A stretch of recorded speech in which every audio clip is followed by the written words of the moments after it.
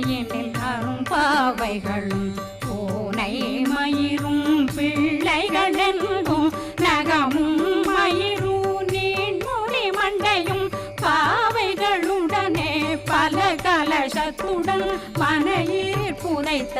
வஞ்சனை தன்னையும் ஒட்டிய செருக்கும் ஒட்டிய பாவையும் காசும் பணமும் காவுடன் சோறும் போதும் வஞ்சனமும் ஒரு வழி போக்கும் அடியனை கண்டால்